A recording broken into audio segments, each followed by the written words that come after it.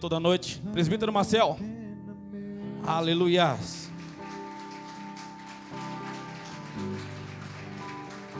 Vai valer a pena, vai valer a pena, vai valer a pena mesmo.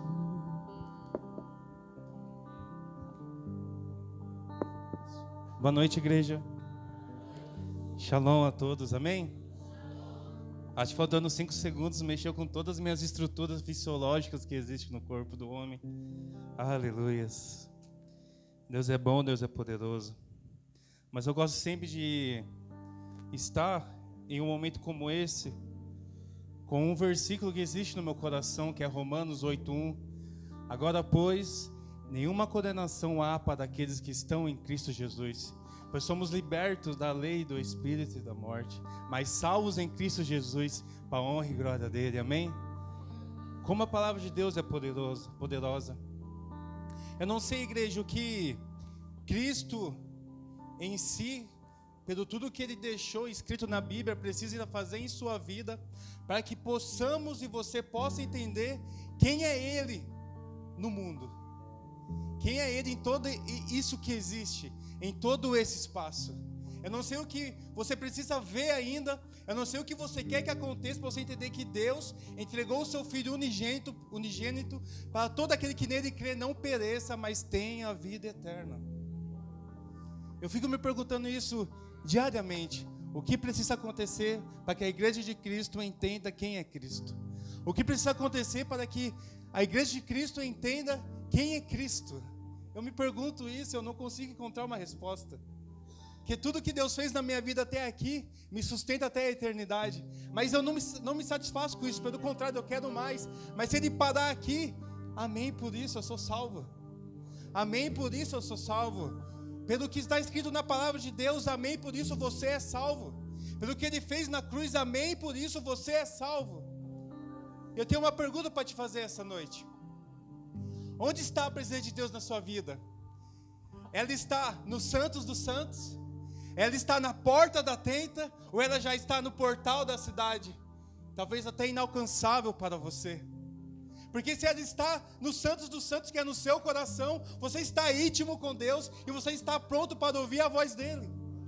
Mas se você deixou ela ir para a tenda, irmão, você está começando a abrir uma brecha na sua vida.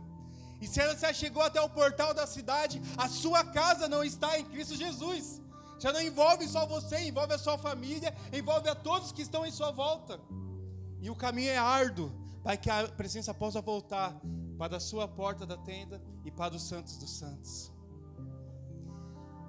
Abra a vossa Bíblia em Eclesiastes capítulo 3, lá no verso 11, aleluias. Glória a Deus por isso. Tu és santo, Senhor, Tu és santo. Podeis se colocar em pé, igreja, amém? Aleluias. Tu és santo, Senhor.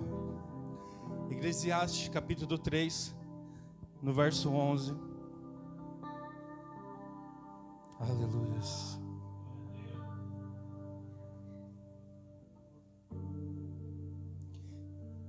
Quem achou, diga amém.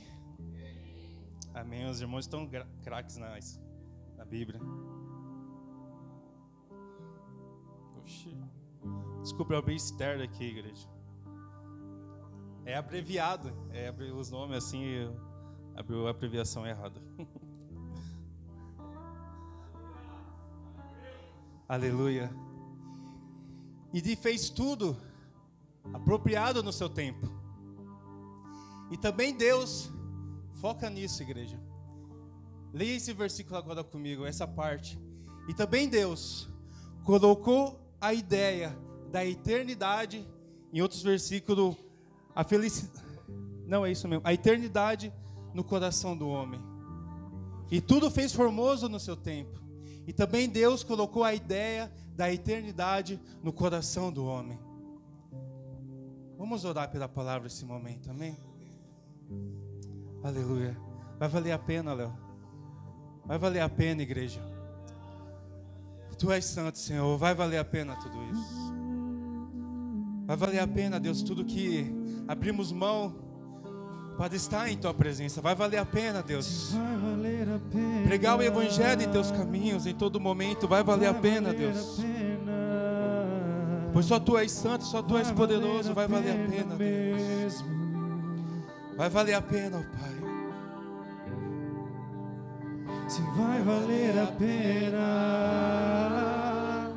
vai valer a pena, vai valer a pena mesmo.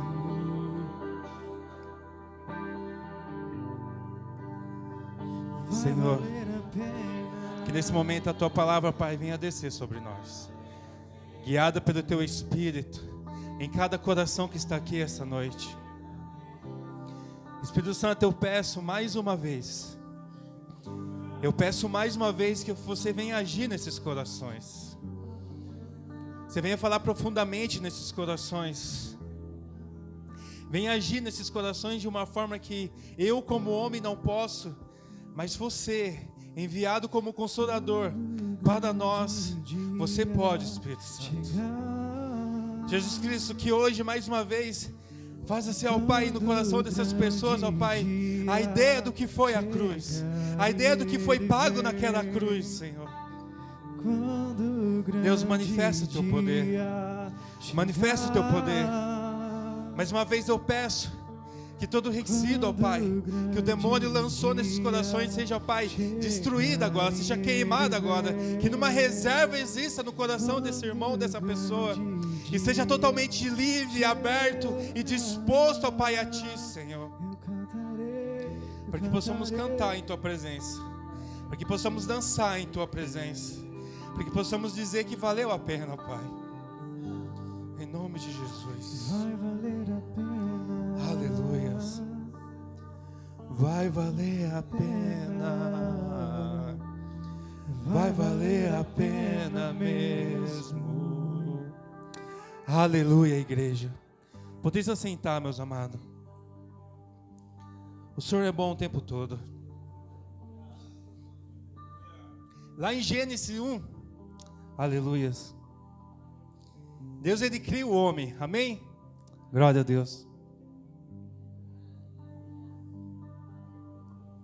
Deus, Ele cria o homem com uma ideia de ter um relacionamento com o homem. Eu tento imaginar como era para Adão. Todos os dias no pôr do sol, na virada do dia, Deus descer e falar com ele. Como era para Adão poder conversar com o seu Criador, naquela personificação que existia naqueles tempos. Adão teve um privilégio que só na eternidade nós poderíamos ter. E há um tempo atrás, quando eu me converti, eu li um livro chamado Caçadores de Deus. E aquele livro ele fala que precisamos surpreender a Deus. E eu te pergunto, como eu vou surpreender? E eu me pergunto desde aquele tempo, alguém que já sabe o que eu vou fazer. Como eu vou surpreender o Criador que já tem a minha história escrita? Como eu vou surpreender o meu Criador? Mas ele relata isso em seu livro. E Deus, ele criou o homem, ele espera que o homem surpreenda em cada atitude que ele tenha, em cada atitude que ele venha a tomar.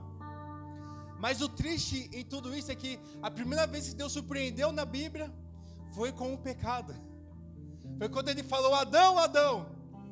E Adão, ouvindo os passos de Deus, ele se escondeu atrás de uma folha, de uma planta. E Deus perguntou, mas quem te falou que você está nu?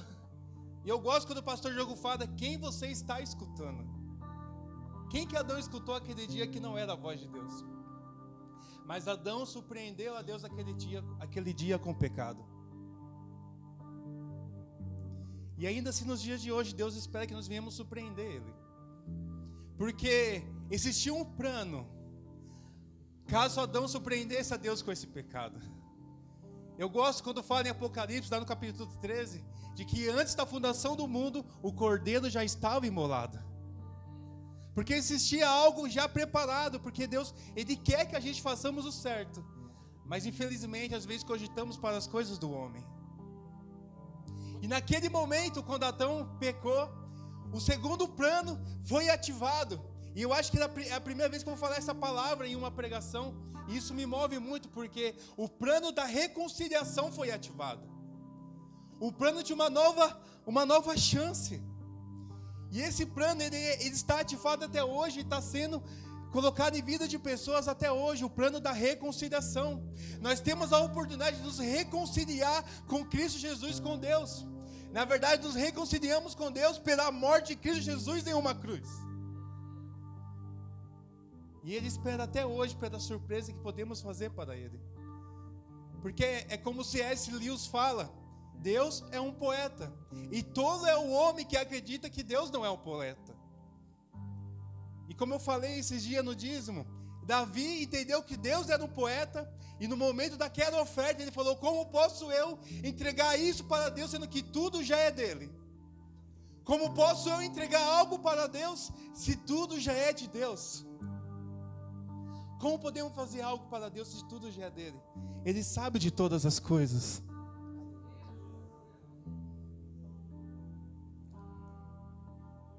Aleluias. Existe a história de 2 jovens que foram convertidos pelo ministério dos moravianos. Eu espero que você não tenha esquecido dessa história, mas eu vou trazer novamente hoje, caso você tenha esquecido.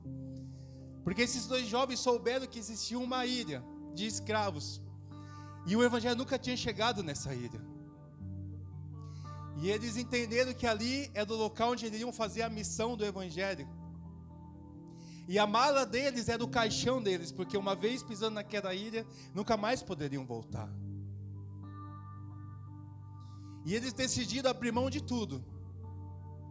Decidiram abrir mão de sua família, de seus sonhos, de seus desejos. Colocaram algumas mudas de roupa dentro daquele caixão, pegaram o navio e foram para aquela ilha. E eu não sei quantas almas eles ganharam naquela ilha, eu não sei quantas almas eles conseguiram trazer de volta para a reconciliação com Deus. Mas eu imagino aqueles escravos ouvindo a história deles. Ei, você era livre, podia realizar todos os seus sonhos e veio aqui por mim porque você acredita em um Deus. Porque você acredita que um homem morreu numa cruz por você e por mim. Que loucura. Porque o evangelho não é simplesmente uma ideologia, o evangelho é uma verdade. Santificados na verdade, eu sou a verdade, a minha palavra é a verdade. Jesus diz para nós em João 17, no versículo 17. Santificados na verdade, a minha palavra é a verdade. E do que estamos dispostos a abrir mão pelo evangelho? Porque normalmente, pelo fato do cenário que a igreja está passando nos dias de hoje, temos uma grande tendência em nos desanimarmos e desistimos do plano da reconciliação. E novamente Deus se surpreende conosco, porque desanimamos, porque decidimos um pouco se afastar dele. O que não é a ideia. A ideia é nos aproximar da eternidade. A ideia é nos aproximar do que foi colocado em nosso coração. E essa é a dificuldade do homem. O pastor falou algo muito importante. Nenhum psiquiatra pode levar você de volta ao que precisa. Porque quando chegamos ao limite máximo do corpo humano, é porque não entendemos o que é essa ideia, não conseguimos achar nada nessa terra que preencha o vazio que existe, porque não entendemos o que é a ideia da eternidade. E a ideia da eternidade é que nada é sobre nós, mas é tudo sobre Ele. A ideia da eternidade é que não importa o meu eu, importa o meu Deus. A ideia da eternidade é primeiro Deus e depois, talvez, se sobrar um tempo, o que eu quero ser, o que eu posso ter. E quando não entendermos isso, nosso coração estará vazio, o evangelho estará parado e pessoas irão perecer. Estava vendo o louvor aqui e falou o nome de um homem ali. Eu acredito que esse homem não lembra mais de mim.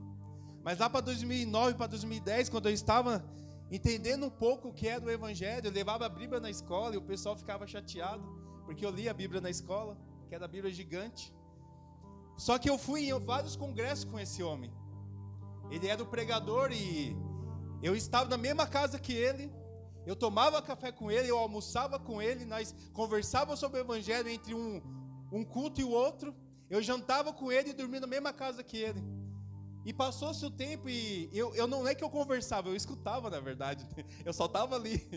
O Marcel só estava ali vendo tudo acontecer. Mas esse homem não sabe o efeito que ele fez na minha vida para continuar no Evangelho, até eu encontrar o pastor Diogo, e hoje o pastor Diogo ser quem paga o preço pela minha vida. Esse homem não imagina isso. E eu não sei se você tem se preocupado com as pessoas que estão à sua volta e o quanto você está impactando, influenciando as pessoas à sua volta. Se eu ganhei alguma alma, se eu estou influenciando alguma alma, se eu vou ganhar alguma alma, esse homem tem uma grande porcentagem nisso. E ele continua até hoje em seu ministério, pregando o Evangelho e visitando igrejas em todo o Brasil, pregando o Evangelho. É capaz de eu chamar ele e nem saber quem eu sou, tudo bem. Na eternidade nós iremos nos encontrar. Mas eu quero perguntar para vocês, o que precisamos então para entender essa ideia que o Senhor Jesus, o Deus Todo-Poderoso, colocou em nosso coração? Você não vai entender de hoje para amanhã e nem nessa pregação, igreja. Você não vai entender ano que vem, daqui 10 anos. Você só vai entender essa ideia na eternidade. Mas aqui, você vai ter que buscar ela todos os dias. Aqui, todos os dias vai ter que buscar, porque se desistirmos, estaremos desistindo da cruz.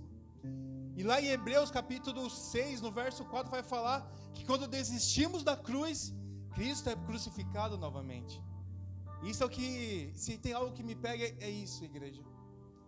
Se tem algo que me pega, é eu entender que se eu falhar, se alguém falhar, o meu Deus está sendo pregado numa cruz novamente. Eu não sei se você entende o que foi o processo da cruz, ao ponto de Jesus transpirar sangue, ao ponto dele chegar ali e andar nu, tudo por mim e por você. Isso é um plano de reconciliação. E nós às vezes nos reconciliamos com o irmão da igreja, né?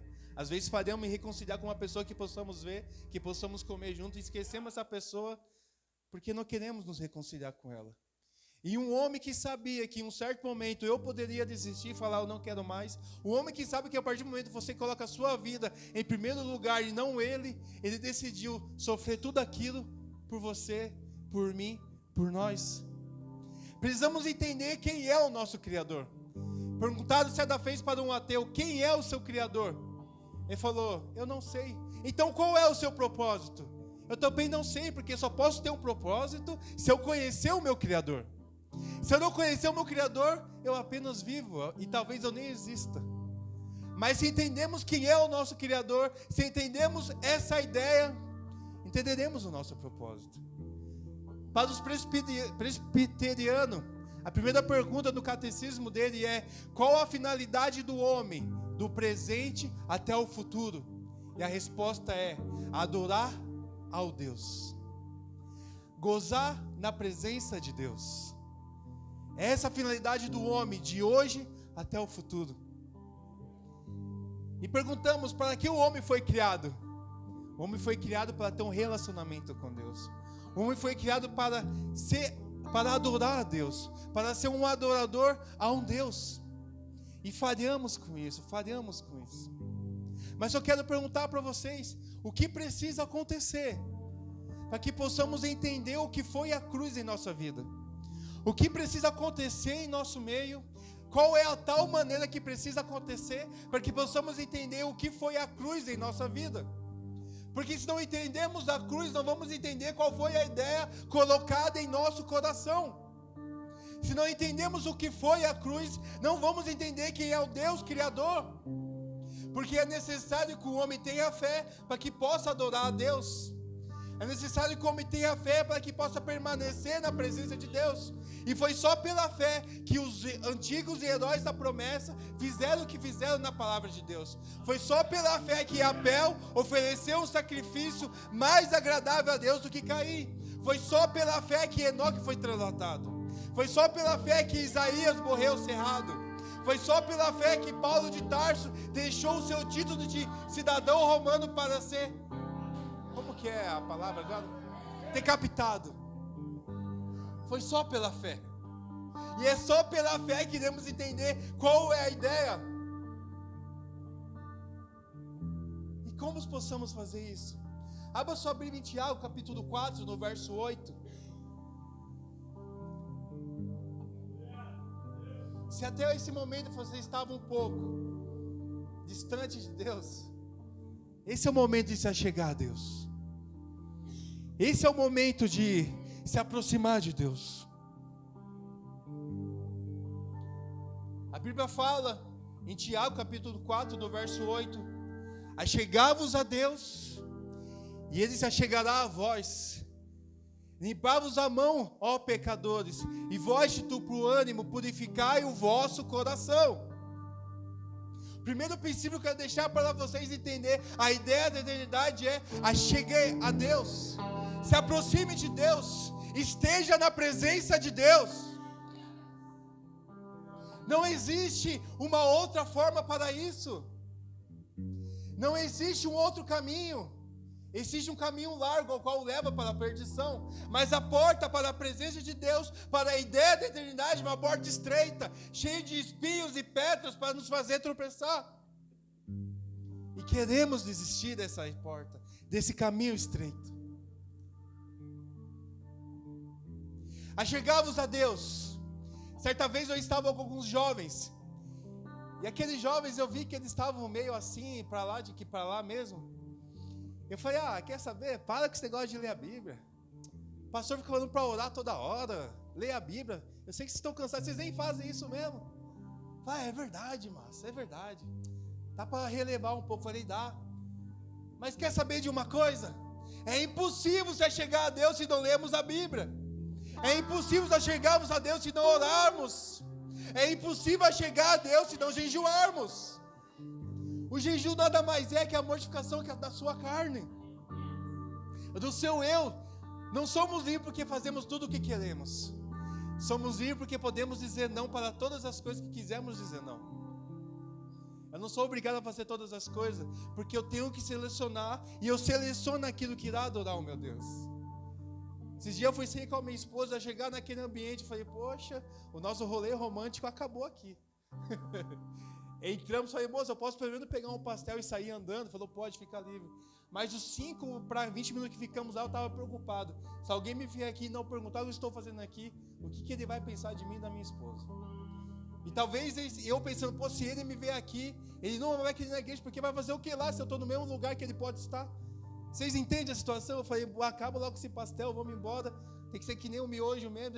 A feira colocou e saiu, mas demorou um pouquinho e eu preocupado, porque esses dias a pessoa de alumínio lá. Eu falei: misericórdia, o que esses irmãos vão pensar de mim? Mas selecionar suas escolhas, suas decisões, porque em 1 Coríntios capítulo 10, do verso 31, vai dizer: quer comais, quer bebais, quer façais qualquer outra coisa, façais tudo para a glória de Deus. Limpar-vos a falsa mão. Eu acho interessante, eu tentei assimilar com a parte que Jesus limpou os pés dos discípulos.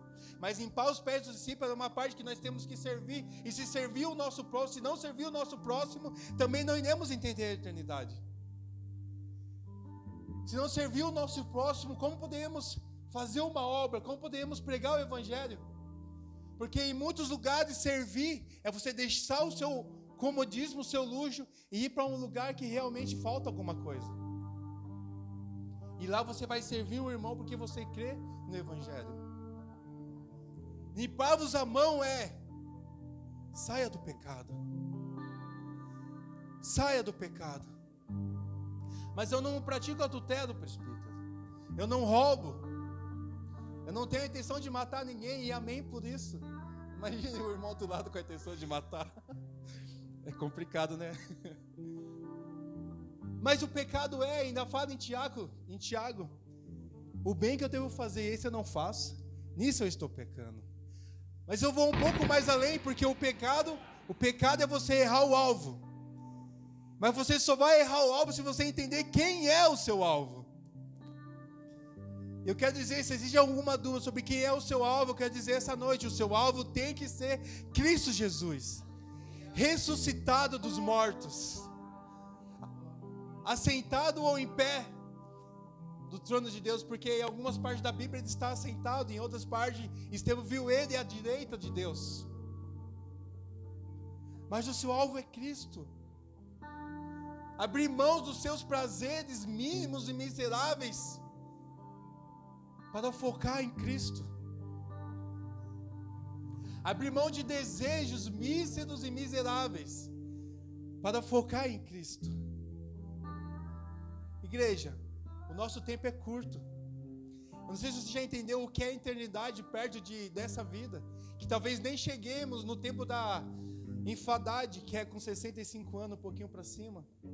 Talvez nem cheguemos nisso, ainda estamos preocupados sobre o que é o eu aqui.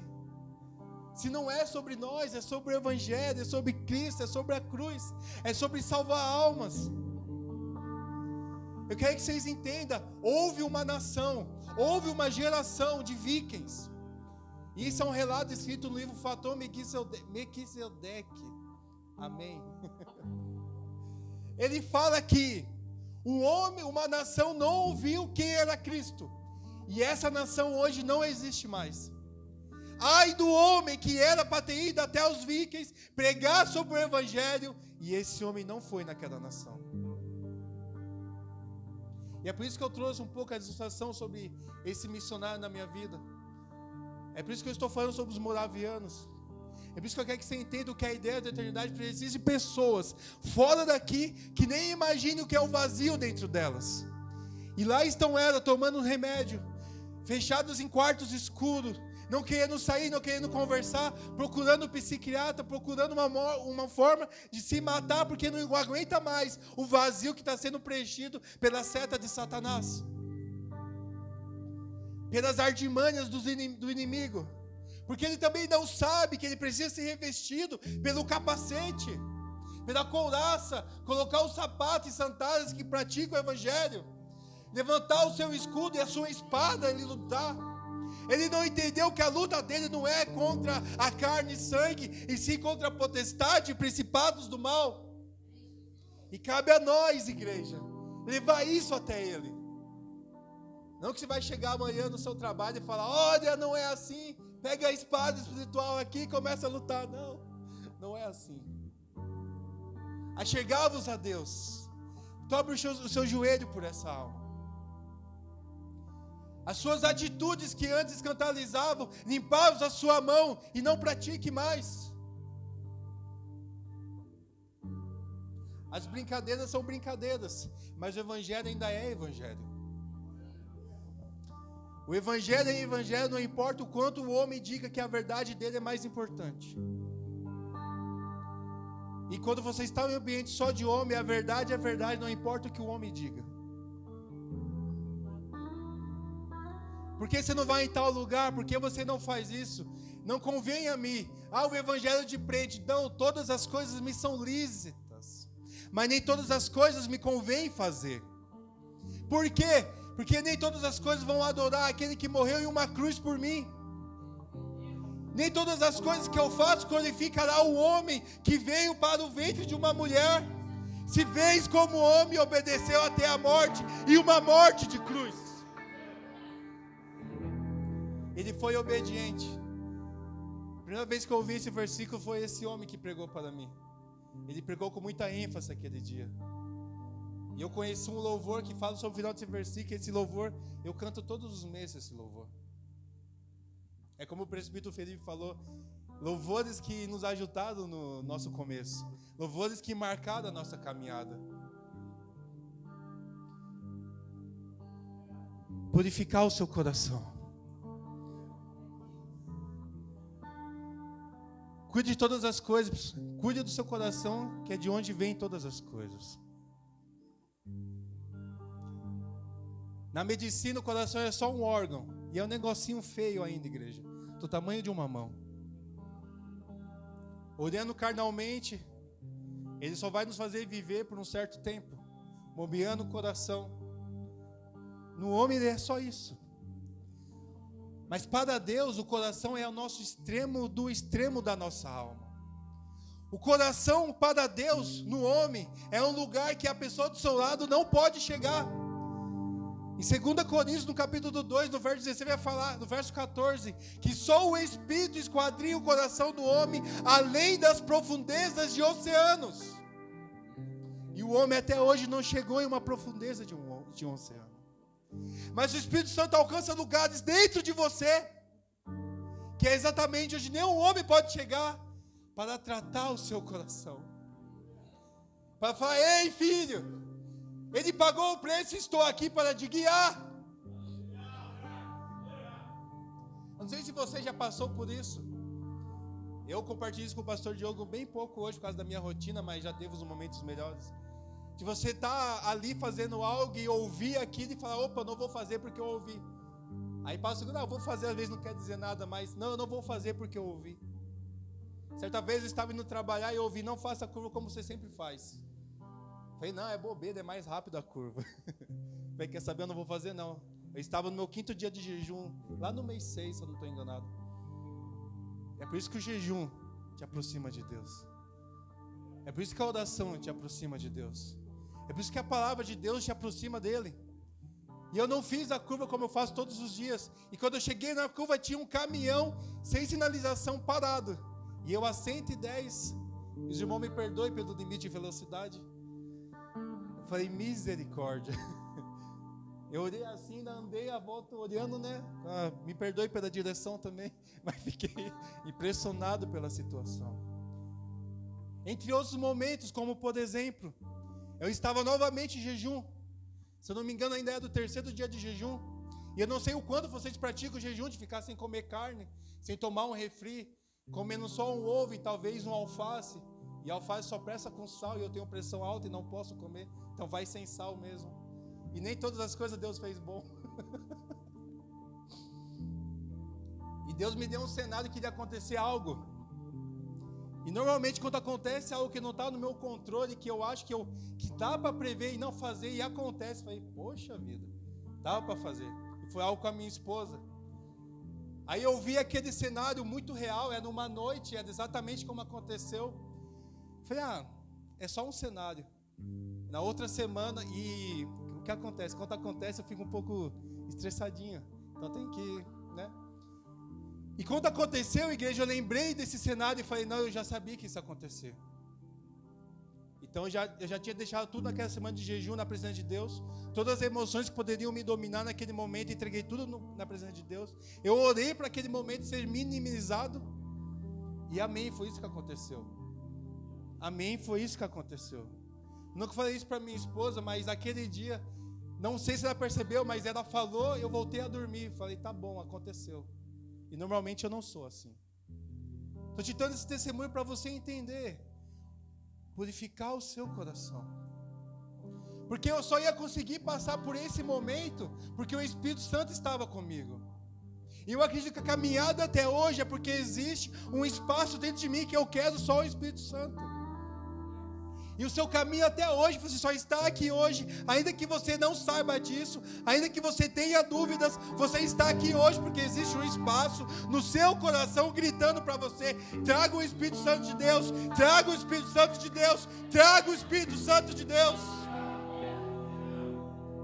Existe um espaço dentro de você gritando: eu quero o Espírito, eu quero o Espírito. E é exatamente o que as pessoas fora daqui não conseguem entender. Eu vou te falar, eu acredito fielmente que isso é a ideia da eternidade gritando: se reconcilie, se relacione, se aproxime, se achegue, esteja na presença dEle. Para entendermos o que é a ideia da eternidade, Tiago capítulo 4, no verso 8. Aleluias. Abra sua Bíblia em Coríntios, 2 Coríntios capítulo 4. Eu quero que você entenda o que é preciso para nos mantermos na presença de Deus.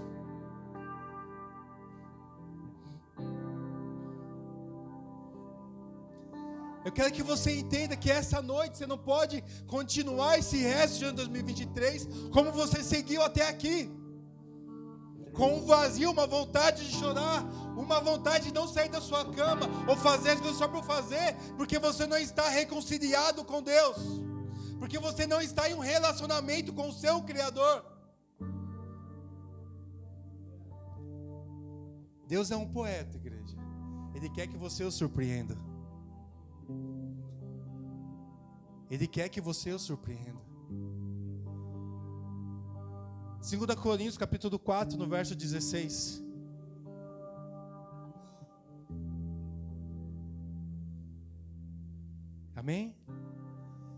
Portanto, não desanimeis. Ainda que o homem exterior se corrompa, o homem interior se renova dia após dias, porque essas leves e momentâneas tribulações produzem para nós um eterno peso de glória, ao ponto que não fixai os seus olhos nas coisas que se veem, mas as que não se veem, porque as que se veem são passageiras, mas as que não se veem são eternas. Hebreus 11, verso 1, ora a fé é o firme fundamento das coisas que se esperam e a prova das coisas que não se veem.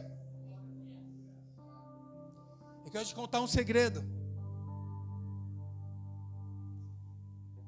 Talvez você esteja um pouco triste com Deus, porque o seu desejo não se realizou ainda, porque não ocorreu no tempo que você quis, porque ainda não ocorreu, porque não está do jeito que você queria que estivesse.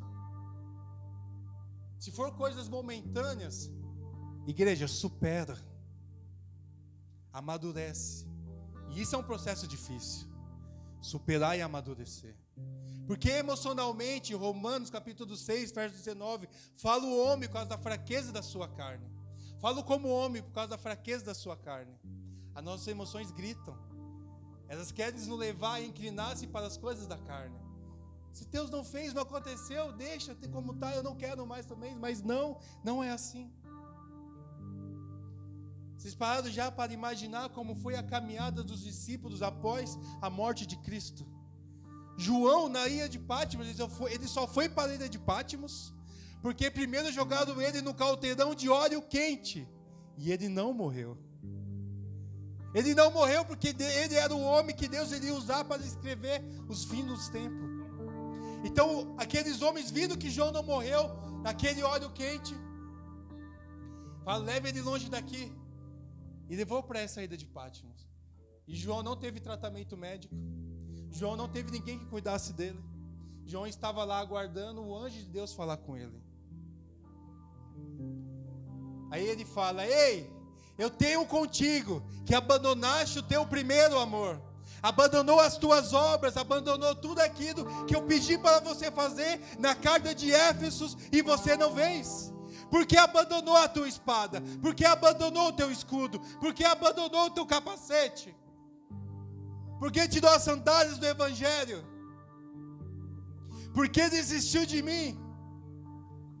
Eu sei que você abomina algumas coisas, mas aquilo que te agrada, isso você tem como pecado de estimação. Não está como pecado de estimação, eu coloquei um pouquinho a mais para dar um efeito. Portanto, não desanimeis. João passou pelo que passou. E lá estava ele sofrendo numa ilha de Patmos. Moisés passou pelo que passou e não pôde entrar na terra prometida. Isaías pregou como pregou e ainda não viu a promessa de Deus. Ezequiel fez o que ele fez e não viu a promessa de Deus. O profeta Jeremias fez o que ele fez, ele não viu a promessa de Deus. Muitos dos homens de fé citam na Bíblia como testemunho para nós. Esses homens que nos ensinam como temos que viver na presença de Deus. Esses homens, olha, isso é um segredo. Eles não alcançaram a promessa de Deus. Mas em nenhum momento a Bíblia fala que aqueles homens negaram a Deus. Nenhum momento a Bíblia fala que esses homens desistiram de anunciar a palavra de Deus contra o pecado. Nenhum momento isso é dito. Mas a palavra fala, muitos desses homens não alcançaram a palavra de Deus. Lá em Hebreus, no capítulo 11. Abel não alcançou a promessa de Deus. Ele foi morto por uma inveja. Abraão não alcançou a promessa de Deus. Ele não viu a sua geração se multiplicar como grãos de areias e como a estrela do céu e entrar em uma terra que mana leite e mel. Isaac não viu a sua promessa e Jacó também não viu. José, ele tinha tanta fé que falou, ei, eu não irei ver a promessa, mas quando sair do Egito, levo os meus ossos juntos. Isso é fé. Mas em tudo isso, se vamos ver a história desses homens, José, ele foi vendido como escravo. José viveu como escravo, perdeu toda a juventude dele como escravo. Portanto, não desanimeis. Ele não desanimou. No momento certo, ele estava ali para viver uma parte da promessa de Deus na vida dele. No momento certo, José estava ali. E quando eu falo não desanimeis, eu gosto daquela ilustração que fala da viúva do azeite. Lá em 2 Reis, no capítulo 4, a partir do verso 1, vai falar que essa viúva estava ali. E o credor chegou para pegar os seus 2 filhos, porque o marido dela deixou uma dívida.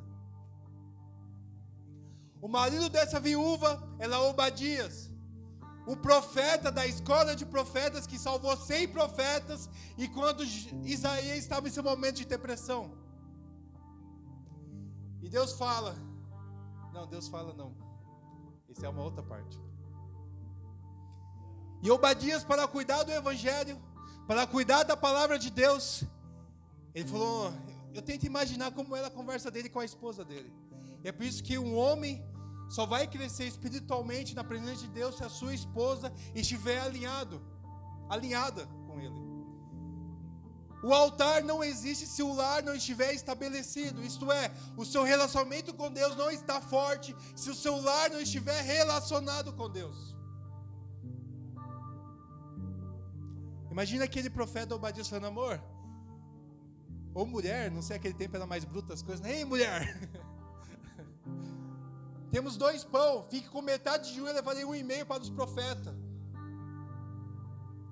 Temos azeite hoje, por favor, coma pouco, vamos levar para os profetas. Ei, tá vendo aquela jumentinha, vamos vender, porque existe homens de Deus para serem alimentados. E talvez em um certo momento ele falou, mas meu homem, e os seus filhos, e a mim, como ficaremos? Imagina aquele homem falando, aleluia.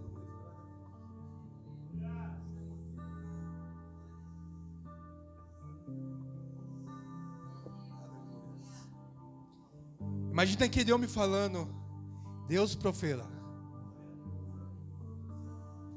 Deus proverá, mantenha a sua fé, mulher. Deus proverá. E passou-se mais algum dia, o bezerrinho foi vendido, porque tinha que alimentar os homens de Deus, os profetas de Deus. Eu tenho que fazer a obra, minha família, eu tenho que fazer a obra, estejam comigo, vamos juntos nisso. E aquele homem talvez não falou para sua esposa, porque existe um momento que o homem tem que ser o homem do lar. E não levar todos os seus problemas para a esposa. Homens, peguem isso como princípio. Você tem que ser a base do seu lar. Porque nem todas as emoções é para a sua mulher receber também. É por isso que achegai-vos a Deus. Ore a Deus. Ore a Deus. Ele falou, olha, acabou tudo que eu podia retirar da minha família. Vou começar a pegar dinheiro emprestado. E aquele homem começou, ei, me empresta isso, eu vou pagar. E no coração dele, Deus proverá. Deus proverá, Deus proverá. E começou. Eu não encontrei nada que fale como esse homem morreu, mas encontrei a Bíblia falando que esse homem morreu e deixou uma dívida para sua esposa e os seus filhos.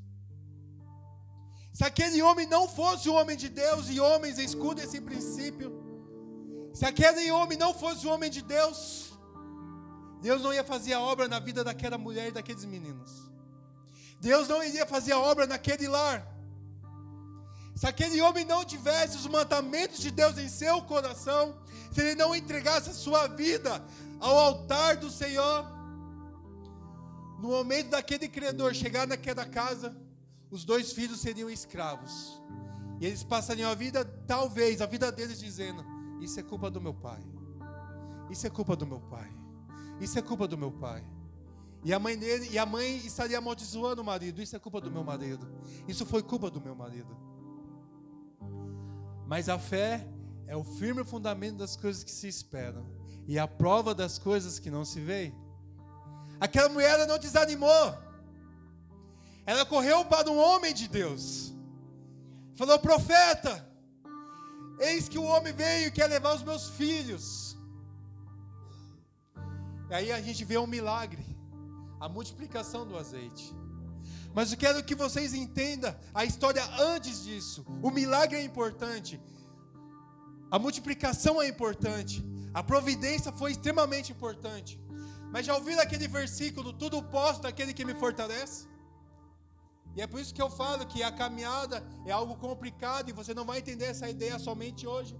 Porque houve um tempo que eu só pregava, tudo posso naquele que me fortalece, tudo posso naquele que me fortalece. E Deus me mostrando cenários, Deus me mostrando cenário, Deus me mostrando cenário. E eu ignorando todos os sinais de Deus. E no momento que aconteceu o cenário, eu não estava preparado. Achegava-vos a Deus. Porque antes de acontecer algo na sua vida, Deus vai te mostrar algo na sua vida. Achegava-vos a Deus.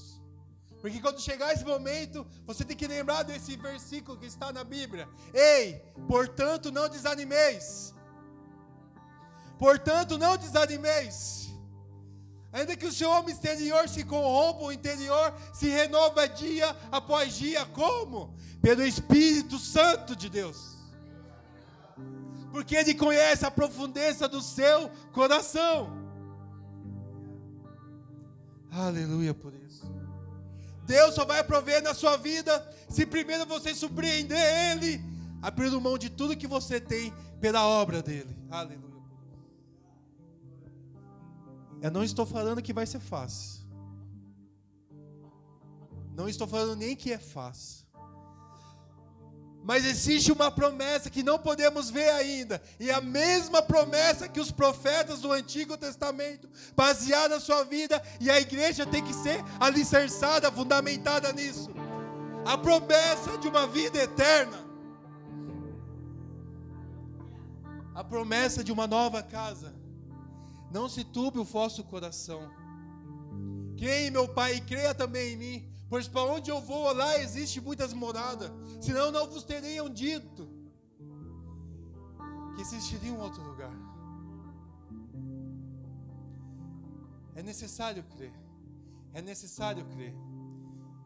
O salmista Davi fala: meditei na tua palavra de dia e de noite para não pecar contra ti. Meditei na tua palavra de dia e de noite para ter um relacionamento contigo. E é por isso que a leitura da palavra é algo fundamental em tudo isso, igreja. Não vamos conseguir conhecer o nosso propósito e entender quem é o nosso Criador se não sabemos que Ele criou os céus e a terra.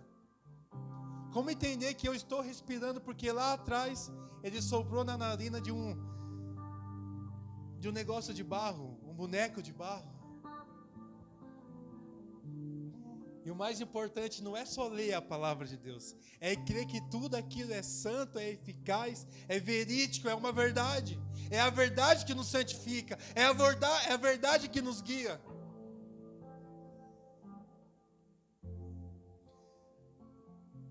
Faça a obra do Senhor. Eu quero ler com vocês lá em Filipenses, no capítulo 4.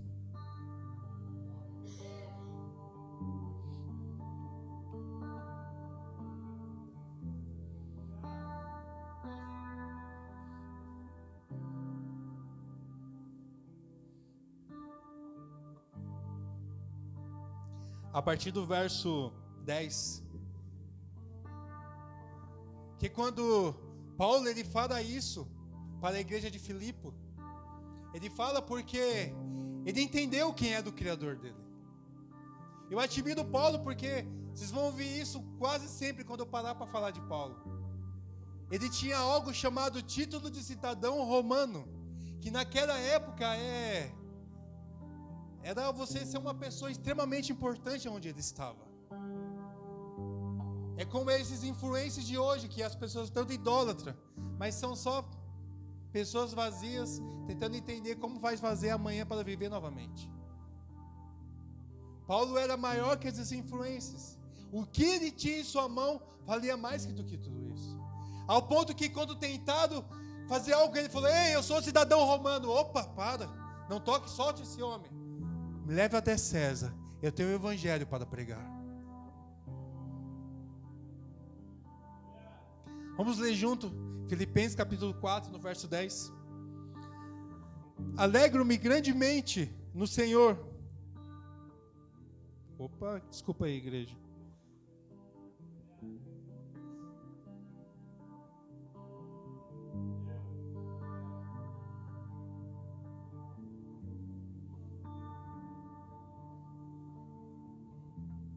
isso mesmo.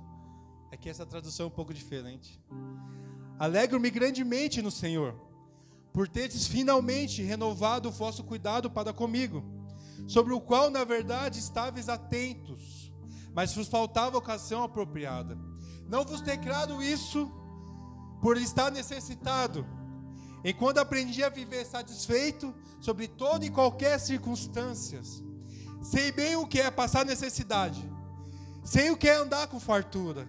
Aprendi o ministério de viver feliz em todo lugar e em qualquer situação, e esteja bem alimentado ou mesmo com fome, possuindo fartura ou passando privações, porque tudo posso naquele que me fortalece. A palavra de Deus diz em Hebreus que o Velho Testamento é a sombra do Novo Testamento.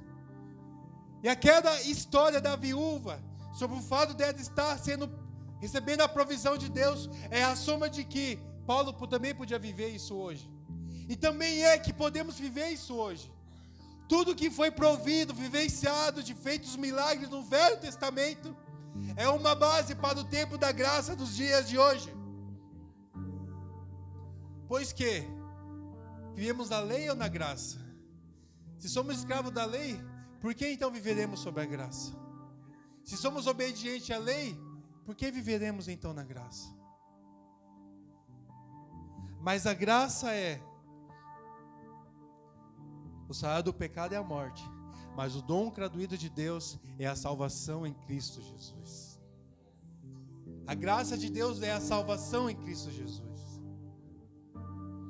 Se essa mulher viveu um milagre de prosperidade, de multiplicação no Velho Testamento, porque o marido dela fez a obra do Senhor, porque o marido dela ajudou o homem de Deus, porque o marido dela foi um homem de Deus, o que te impede de viver esse milagre hoje?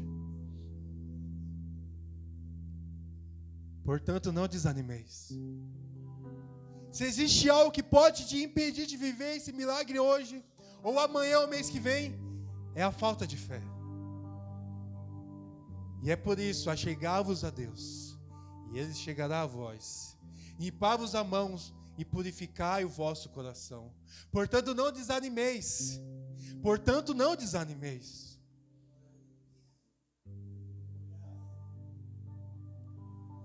Todas essas coisas são válidas. Aleluias.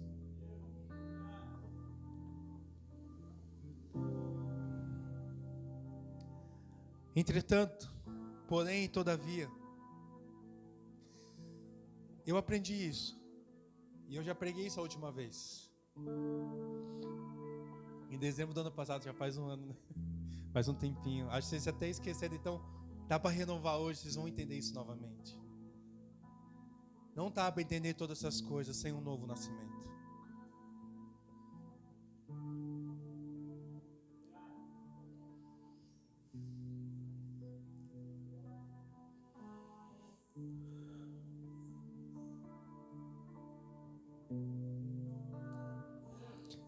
Achegai-vos a Deus.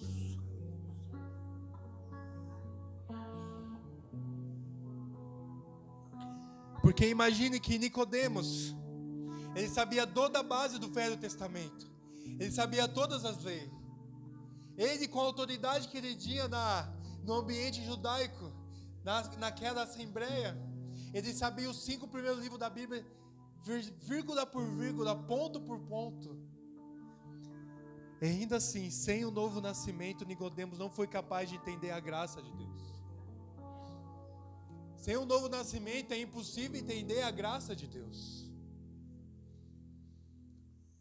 Uma mulher, certa vez, em um hospital, ela estava ali tentando segurar a emoção e falando: não, vai ficar tudo bem, eu vou sair dessa, eu vou sair dessa. Mas um certo dia ela viu os médicos cochichando um com o outro, e ela falou: ei, o que está acontecendo? E eles olharam para ela, com aquele olhar, ela surtou: não, eu ainda não fiz tudo o que eu tinha que fazer, eu não vivi como eu queria viver, eu ainda tenho muita coisa para fazer na minha vida. Igreja, ainda não fizemos tudo o que precisamos fazer. Eu falo isso apenas com um alvo: o Evangelho de Deus. Eu não falo sobre uma viagem. Eu não falo sobre você conquistar bens materiais. E olha, eu estou falando porque eu sou um homem que gosta de bens materiais. Minha esposa me conhece, pessoas mais íntimas me conhecem. Eu gosto de carros, eu gosto de motos. E nos momentos certos eu venho adquirindo todas essas coisas. Mas eu não estou falando disso. Imagine, existe uma ilustração, um testemunho de um homem. Até mesmo o pastor. O pastor lá. Hernani Santos. Ele fala isso em uma das suas pregações. Ele fala que o anjo chegou a ele e falou: ei, se hoje Cristo voltar, sua mulher vai, seu filho vai, mas você fica. Porque você não está fazendo o evangelho como Deus quer que você faça. Alguém já viu esse testemunho? Rebecca Brown, ela fala que um homem certa vez, ele teve uma ilustração do que era o inferno. E lá o que mais tinha eram pessoas pedindo uma nova chance de pregar o evangelho, porque não tinha tempo suficiente quando estavam na terra. Mas na verdade tinham, só não abriram mão de seus prazeres. A graça, igreja. A graça é algo inexplicável. A graça é um favor imerecido. João capítulo 3, no verso 3. Na verdade vos digo, que se o homem não nascer de novo, é impossível ver o reino dos céus. Que se o homem não nascer de novo, é impossível ver o reino dos céus. É impossível viver as suas promessas. É impossível herdar a herança vindoura. Achegai-vos a Deus e Ele se achegará a vós. Limpai as suas mãos, purificai o seu coração. E não desanimeis, mas tente fé em tudo isso. Tente fé em tudo isso. Por mais difícil que seja, igreja, tente fé em tudo isso. Eu não sei as suas circunstâncias atuais, eu não sei as suas situações atuais, mas eu sei que existe um Deus de um coração extremamente bondoso, disposto a perdoar todas as suas falhas e erros, disposto a se reconciliar com você. Esse é o ministério da reconciliação. Esse é o mistério, a única forma de nos achegar a Deus. Eu sou o caminho, eu sou a verdade e eu sou a vida. Eu sou o caminho, só vem por mim. Eu sou a verdade, só vem se me conhecer. Eu sou a vida, só vem se entregar a sua vida pela minha vida. Eu não estou falando que é fácil. Eu estou te dando princípios para você fazer isso. Eu não estou falando que vai ser fácil. Eu estou dando princípios para você fazer isso. Se coloque em pé, igreja.